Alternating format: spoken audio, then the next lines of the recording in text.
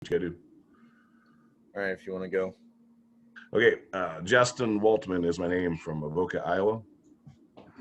Okay, so Justin, how has equipment changed from when you started farming to now? How has the equipment changed? Um, Farm equipment uh, has really revolutionized over, I would say, in the last 40 years, big time with the global positioning system (GPS). Has been a really big factor in the farming community through creating precision uh, possibilities, through uh, control of how much seeds or chemicals are applied and fertilizers are applied to the fields. So we're down to sub-inch accuracy on application of that to avoid over applying, and so it creates an economic benefit and one also for the environment for not over applying chemicals and fertilizers and whatnot, and theoretically saving us money in the long run. So To the next question, how has equipment prices changed from when you first started farming to now? equipment through that all this technology from the GPS and whatnot, equipment prices have, in my opinion, skyrocketed tremendously because say back 30, 35 years ago, a combine might have cost $150,000. The same thing, the same unit today, base combine machine is probably $450,000. So, I suppose, and that's over a fairly large amount of time, I guess, in reality. But uh, as far as the crop prices and things haven't transgressed as dramatically, so it's a little hard to absorb those high prices. But through the efficiency the equipment gives us and whatnot, some way we were able to justify some of those costs through efficiency and other opportunities the new equipment brings us. So, kind of touching off of what you just said in that answer, how has crop prices changed over the years? Yeah, so prices per average bushel really haven't changed either in probably 40 plus years.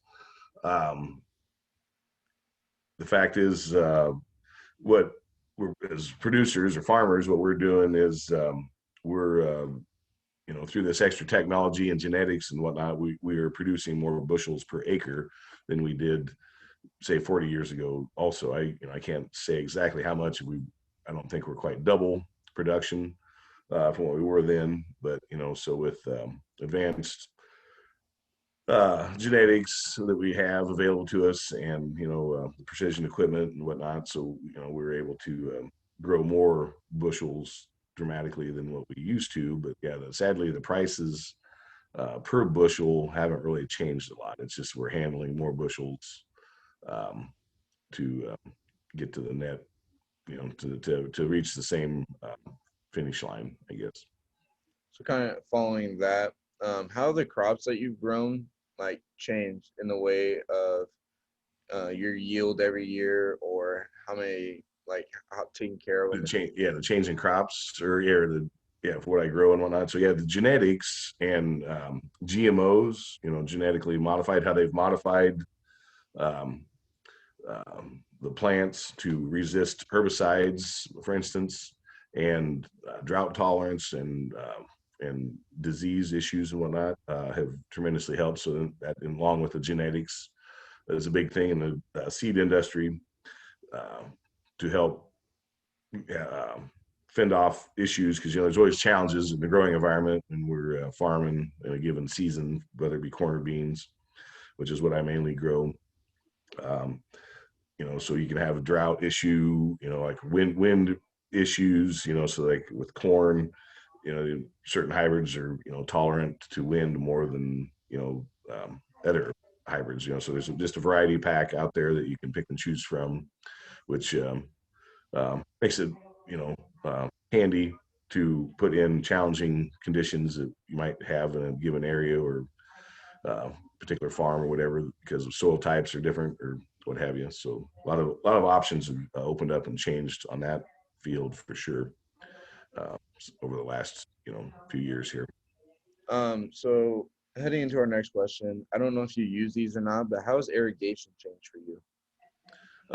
Yeah, I don't use irrigation, I guess. Like just with water conditions. I know, there's been a lot of hype about contaminated groundwater and whatnot, and tiling. I guess I feel that the tiling we do around here in Southwest Iowa is to like drain wet spots, which have like surface water, uh, kind of or saturated ground, I guess. So by draining that down, creates or gives the ground an opportunity, the soil to dry out and filtrate to do its job of filtrating the herbicides and nutrients out of it as the water moves through it, because the wet soil will allow all those things we don't want in the water to migrate through. So drier soil does its job by filtering that out, and by the minimum amount of stuff that we put out there per the label.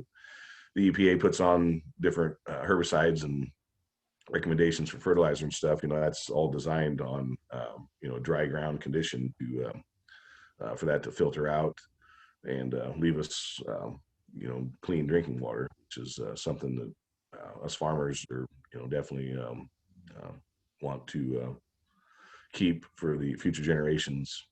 So And this next one you kind of touched on just tiny bit in your answer, but how has herbicides or pesticides changed from when you started to now? yeah, yeah. So the herbicides, along with the genetics, the GMOs, kind of are hand in hand. So there's a lot of packaged deals for a given corn genetic. For instance, you'll spray a given herbicide that's designed to go with that modified plant, so it doesn't really have any direct injury to the plant, so it can keep growing at 100%. While once you apply the herbicide, it'll kill back the weeds that are in competition for the sunlight and water and nutrients for that given plant. So that's a big benefit to us out here on trying to make a living at it. This next question, you can touch on whatever you want, but how has farm life changed for you? Well, obviously, like a little bit older generation here, but yeah, the internet has changed the landscape dramatically on the farm, and along with the GPS, the global positioning systems, having that capacity in our equipment to track how our equipment will drive itself through the field, or just from taking soil samples, we can go down to the same spot to get a sample every 3 to 5 years to check the soil fertility.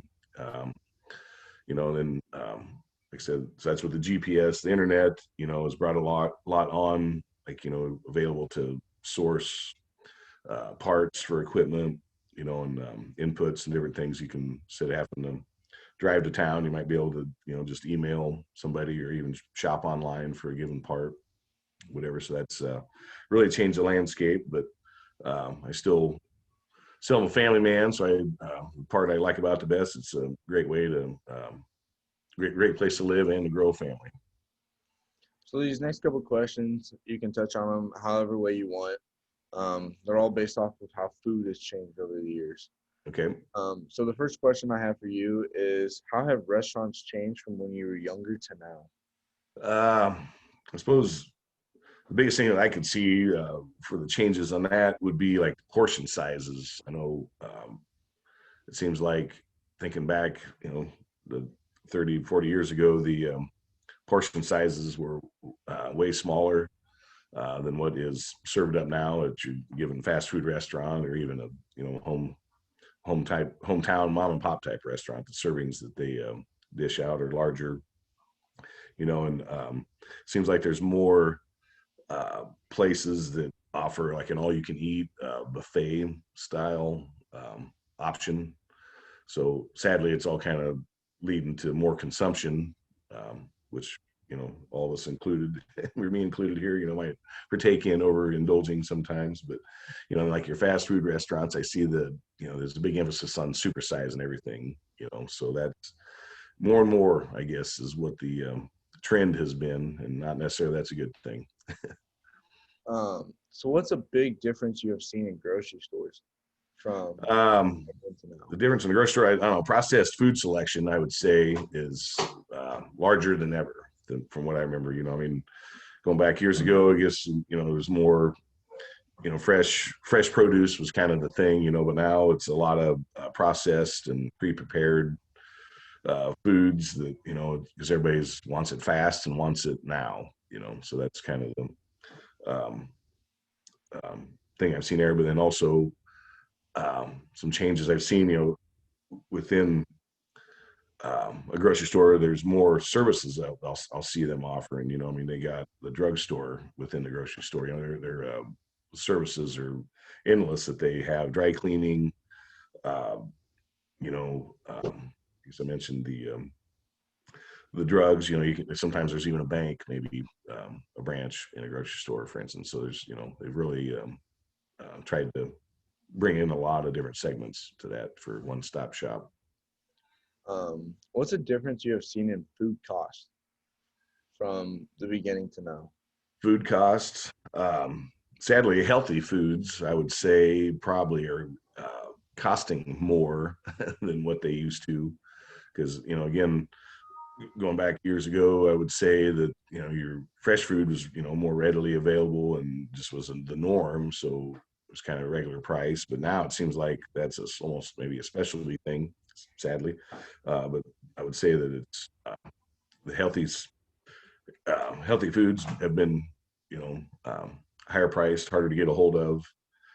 And then processed foods, like I said, are dominate the landscape. Seems like so. How has cooking changed for you and your family? Um, Cooking changes. I don't know. I guess there's a lot more. I don't know. Kind of. I guess kind of weird answer because I'm talking about when I want to eat healthy, which means the stove. But it seems like there's more and more countertop um, things. Like your uh, airless fryer. Your George Foreman grill.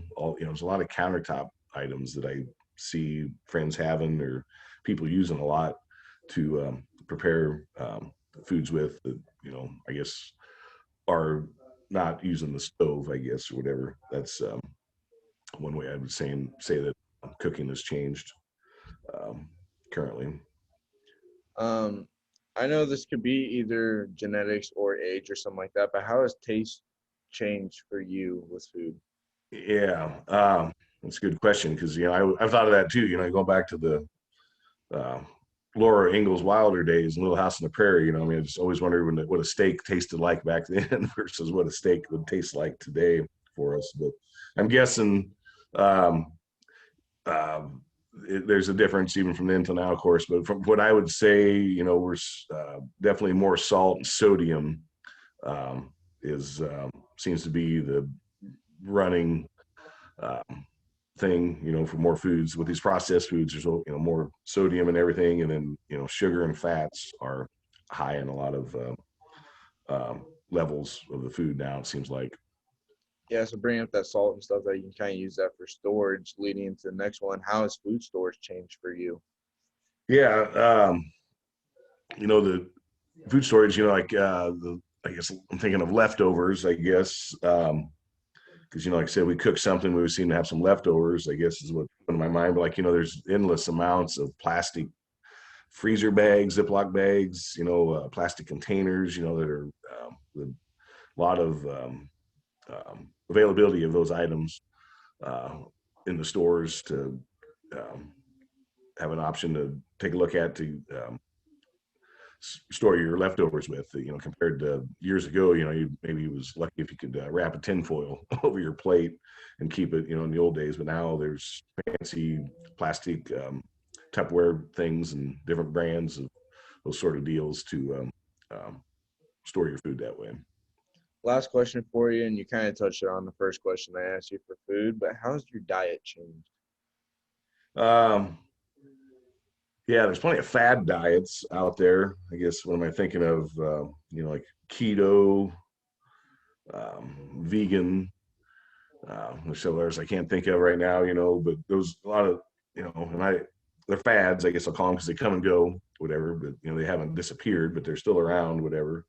Um, and like, I don't know, something that's a real thing is I got some friends that have some celiac problems, so they have a gluten-free diet is a thing that I personally don't have to deal with, but I know people that do. So they're always looking for gluten-free items. That's kind of a big thing for them.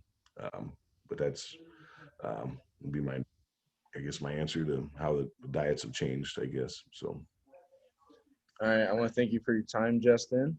If there's anything else you'd like to say. yeah, well, I think I kind of covered everything I can. I hope I filled all your questions here, Michael, for your interview here today. Thank you. Yes, sir.